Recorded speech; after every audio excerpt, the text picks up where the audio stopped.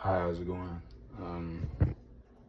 I chose for anaerobic versus aerobic. I chose anaerobic. What's it called? So I used four sources, and they all had like different points. But for one of them was like how um, anaerobic it's superior in building muscle and bone. And build strength while also building lean body mass. Activities such as weight training, HIIT training, high interval training, puts a lot of stress on your muscles, which prompts them to grow, or which stimulates the muscles to grow.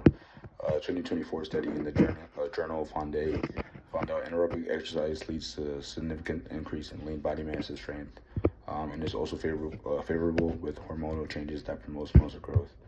Um, and like in turn, because of this, it leads to increased bone strength and density, which prevents, like, especially when people age, a huge thing we see is osteoporosis. So it helps prevent stuff like that. Second of all, all right. Second of all, is also a great metabolic boost.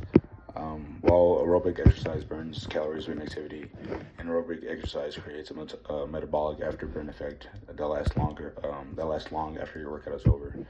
So you're still burning calories after your workout. This is known as the excess post-exercise oxygen consumption, or EPOC, where your body continues to burn calories to recover.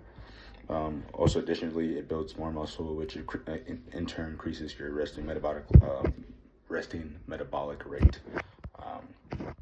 And another source, medical news today, highlights that muscle is a metabolically active tissue, meaning the more muscle you have, the more calories you burn, even when you're at rest. And then another reason is because of cardiovascular health and immunity. So like I feel like a lot of people believe that like only doing cardio, like, or doing aerobic, like, helps with your cardio, but anaerobic does that too.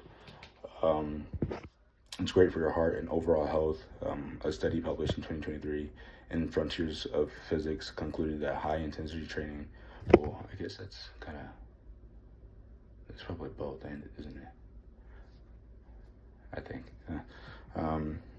It improves cardiovascular function and immunity. Another journal in the physical therapy of science demonstrated that anaerobic training led to major improvements in maximal oxygen consumption, or VO2 max, which we talked about in class. And then the fourth reason is it's very time efficient. One of the most practical benefits of aerobic exercise is efficiency. People that go on runs and stuff, they'll spend like hours, or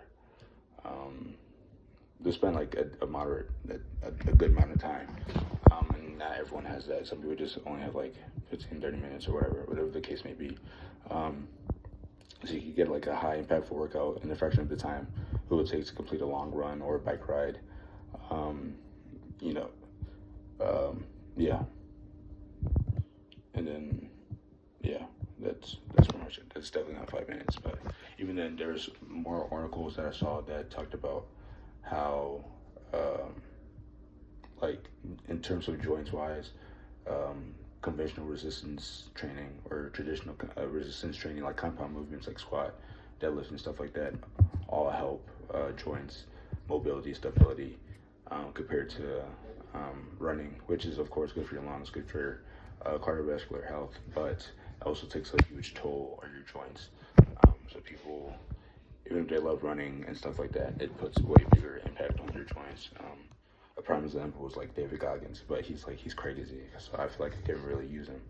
But yeah, I think that's close to 5 minutes. So thank you.